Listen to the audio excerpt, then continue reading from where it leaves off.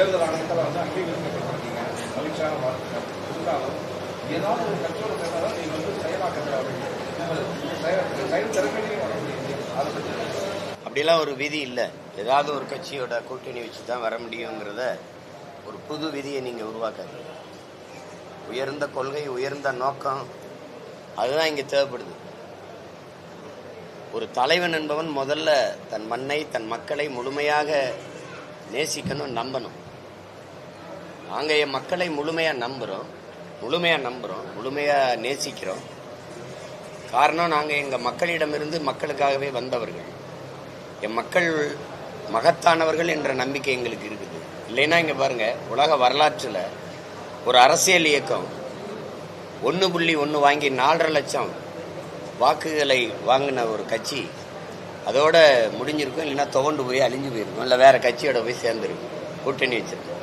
ஆனால் தொடர்ச்சியாக 4 பெரிய தேர்தல்களை தோற்றும் கூட பெரிய அளவு வெற்றியை தொடாத போதும் கூட தொடர்ந்து பல இடைத்தேர்தல், பல உள்ளாட்சி தேர்தல், அதில் நின்று மக்கள் வந்து எங்கள் மேலே நம்பிக்கை வச்சு 36 லட்சம் வாக்குகளை கொடுத்து நீங்கள் சொன்ன மாதிரி தமிழ்நாட்டில் தனித்து நின்று அங்கீகாரம் பெற்ற கட்சின்னா நாங்கள். எங்களுக்கு முன்னாடி ஐயா விஜயகாந்த் இருக்கார். அவர் புகழ்பெற்ற ஒரு திரைக்கலைஞராக இருந்தார். அவர் எளிய பிள்ளைகள் நாங்கள் வந்து இவ்வளோ தூரம் வந்திருக்கோம்னா கூட்டணி வச்சு இல்லை, புரியுதுன்னு நினைக்கிறேன். 36 வந்து 76ஆகவும் 1 கோடியை 26ஆகவும் ஆக்குறதுக்கு வந்து ரொம்ப நாள் ஆயிடுது. மக்களை மறுபடியும் சொல்றேன், தேர்தல் அரசியல், கட்சி அரசியல் செய்பவர்கள் தான் கட்சிகளின் தலைமைகளை, கட்சி அலுவலகங்களை தேடி போவார். நாங்கள் முழுக்க மக்கள் அரசியல் செய்கிறோம். அதனால எங்கள் மக்களை தேடித்தான் போவோம், மக்களுக்காக தான் நிற்போம். அதனால திரும்ப அதே கேள்வி, அதே பதில், அது சலிச்சிரும். அதை விட்டுருங்க. நாங்கள் சுதந்திரத்திற்காக நிற்கிறவர்கள், என் மக்களின் சுதந்திரமான உரிமை பெற்ற வாழ்க்கைக்காக நிற்கணும்னு நினைக்கிறோம். அதனால சுதந்திரமாக தான் நிற்போம்.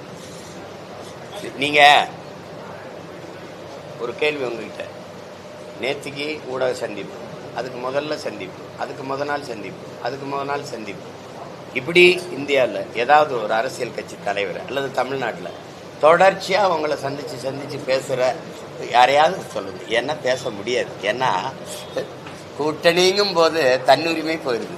பேசிக்கலாம், தன்னாட்சி என்னங்கம்மா, கூட்டாட்சி, இதெல்லாம் பேசிக்கலாம். தனித்துவத்தோடு நிற்கிறோம். நாங்கள் தனிச்சு நிற்கிறோங்கிற சொல்லை தவிர்க்கணும். மக்களுக்காக மக்களோடு சேர்ந்து நிற்கிறோம்.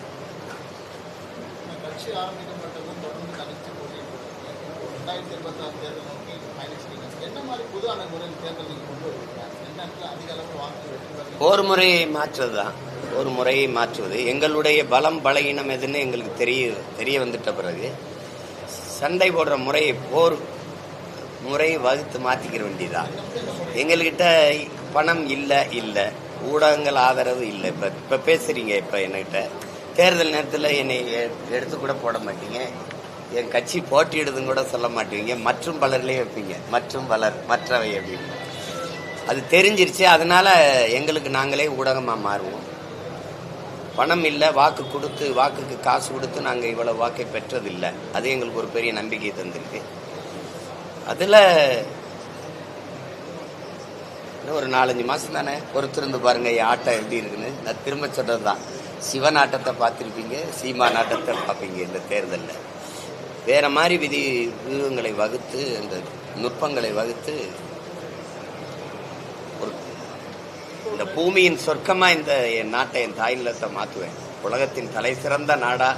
அது சொல்லும்போது நீங்க நம்ப மாட்டேங்கிறீங்க. நான் காட்டுவேன், எப்படி எங்க ஆட்சியில எப்படி இருக்கும் அப்படின்னு காட்டுவேன். அது வந்து அவர் சொல்றது சரியா தானே இருக்குது அப்படின்னு உங்களுக்கு நம்பிக்கை வரும். அப்போ எங்களை ஆதரிப்பீங்க. அதுவரை கொஞ்சம் பொறுத்துருங்க. எல்லாத்தையும் சொல்ல முடியாது. ஏன்னா நான் ஒன்று சொன்னா நீங்க அதை செஞ்சுக்கிட்டே வரீங்க. நீங்களா செஞ்ச மாதிரி முத இந்த மண்ணில் அன்பு சோலைங்கிற ஒன்று முதலா இங்க உருவாக்குனது எங்க இனத்திலே எங்க தலைவர் தான். போர்ல பிள்ளைகளை எல்லாம் வீரச்சாவை தழுவ கொடுத்த பெற்றோர்களை பாதுகாக்க அன்பு சோலை என்ற ஒன்றை நிறுவியது எங்க தலைவர் தான். அதுக்கு பிறகு இந்த மண்ணில் அவர் பிள்ளை நான் தான் வந்து நாங்கள் ஆட்சிக்கு வரும்போது பெற்றோர்களால் கைவிடப்பட்ட பிள்ளைகளால் கைவிடப்பட்ட பெற்றோர்களை பாதுகாக்க அன்பு சோலை என்ற ஒன்று நிறுவனம்னு சொன்னோம். திருப்பி இப்போ நிதிநிலை அறிக்கையில் அன்பு சோலைங்கிறீங்க. இவ்வளோ காலமாக நீங்கள் இதெல்லாம் என்ன பண்ணீங்க? திடீர்னு தமிழில் அரசாணைம்பீங்க, திடீர்னு சொல்லுவீங்க. அதெல்லாம் நீங்களாம் யோசிச்சு சொன்ன மாதிரி சொல்லுவீங்க. அதனால கொஞ்சம் காத்திருக்கணும்.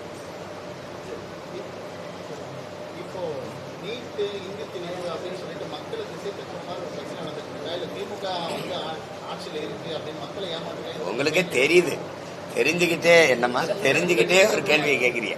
இல்லை இல்லை, நீட்டு அப்படிங்கிறத முதல்ல நம்ம மக்களை நீட்டு அந்த அந்த முறையை கொண்டு வந்ததே காங்கிரஸ் திமுக கட்சி ஆட்சிகள் தான். உங்களுக்கு காங்கிரஸும் அது கூட இருந்த திமுக தான்.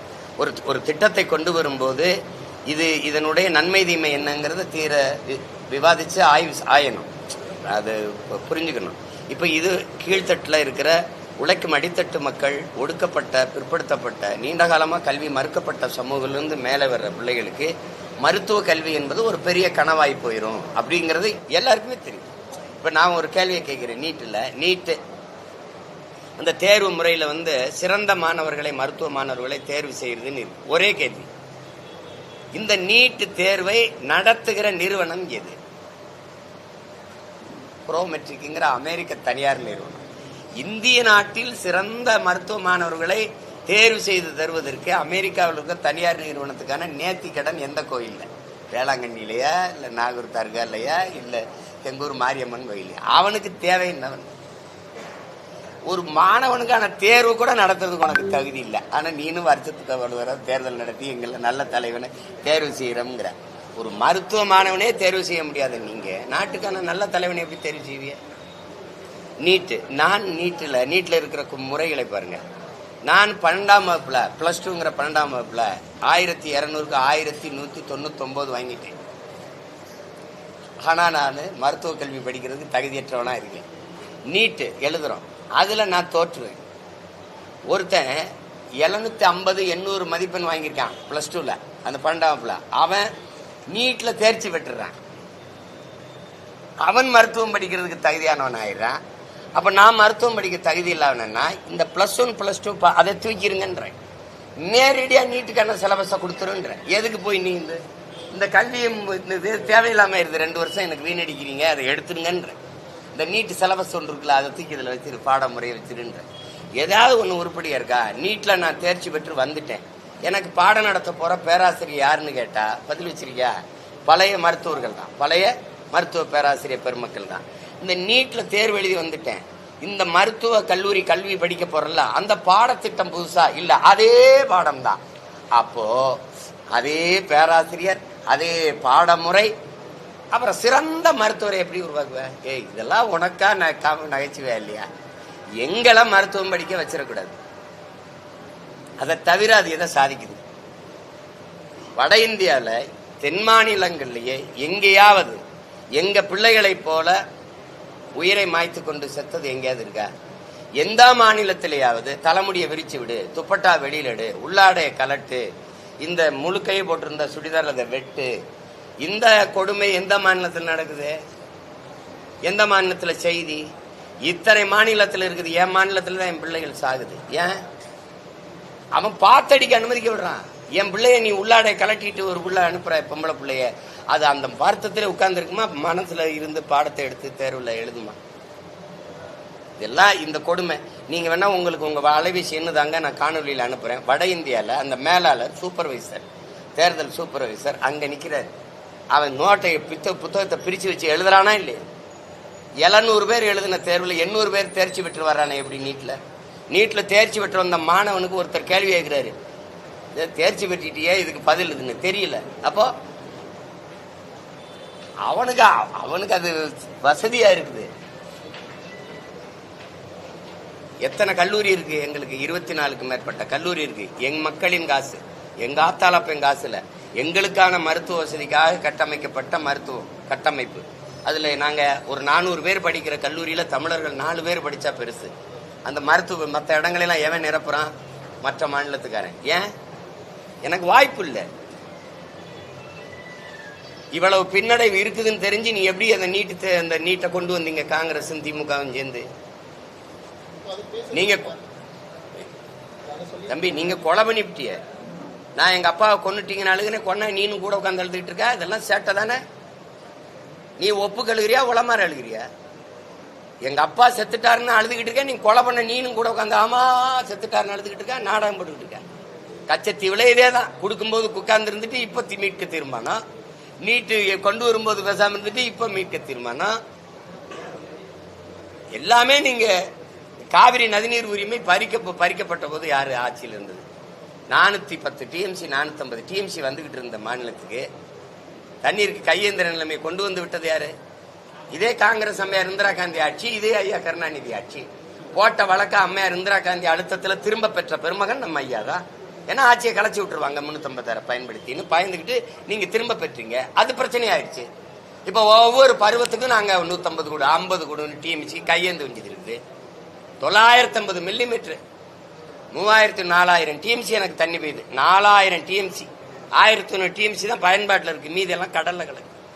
அந்த நீரை தேக்கி வைக்க துப்பு இல்ல. இத்தனை ஆண்டுகள்ல ஆட்சியில சொல்லுங்க. 1100 கூட ஒரு 1000 டிஎம்சி தேக்கிறதுக்கு நீர் தேக்கத்தை உருவாக்க முடியல. ஒன்னால 5000 ஏக்கருக்கு ஏர்போர்ட் கட்ட போயிட்ட. 5000 ஏக்கர்ல ஏரிய கட்டுறேன்னு சொல்லி என் மக்கள் இடத்தை தரலைன்னா நாங்க பொறுப்பதுக்கு. எது முக்கியம்னு தெரியல, எது வளர்ச்சின்னு தெரியல. வயிறு நிறைய பசியை வச்சுக்கிட்டு நாட்டில் கோடிக்கணக்கான மக்களை வளர்ச்சி ஊத்தி பேசுற உனக்கு வெக்கமல்ல? ஏன்னா உனக்கு பசியாறிடுச்சு. இந்த நாட்டில் உலகம் முழுமைக்கு இருக்கிற மக்களுக்கு 2 பிரச்சனை. சரிபாதி மக்களுக்கு வயிறை நிறைக்கணும், சரிபாதி மக்களுக்கு வயிறை குறைக்கணும். இதான பிரச்சனை? வயிறு தான் பிரச்சனையா இருக்கு. நீ எதை பத்தி கவலைப்பட்டிருக்க? நீ எங்களை போய் எதை பத்தி கவலைப்பட்டிருக்க? எங்களுக்கு உயிர் இருக்கா? இல்ல. எங்களுக்கு உணர்வு இருக்கா? இல்ல. எங்களுக்கு உரிமை இருக்கா? இல்ல. எங்களுக்கு என்ன இருக்கு? ஒரு ஓட்டு இருக்கு. அதை பத்தி நீங்க கவலைப்படுவ? நீங்களும் ஒரு ஓட்டு, நானும் ஒரு ஓட்டு, நீங்களும் ஒரு ஓட்டு. அதை வாங்குறதுக்கு 500 ரூபா நோட்டை நீட்டு. இல்லதானே? உனக்கு எதை பத்தி கவலை இருந்திருக்குது? எல்லா நாடகங்கள் தேர்தல் வரும்போது இப்பதானே நீங்க 2 தீர்மானத்துல பாத்திருக்கிய. தம்பி அண்ணனை பாருங்க, 2 தானே பாக்குறீங்க. இப்ப 2 அண்ணா என்னென்ன நீட்டு இந்த இதெல்லாம் சொல்றீங்க. இன்னும் 6 மாசம் இருக்குல்ல, இன்னும் 10-20 நாடகம் இருக்கு, டிராமாக்கள் இருக்குல்ல, அதெல்லாம் அரங்கேறும். அதெல்லாம் பார்த்து ரசிச்சுட்டு இருங்க.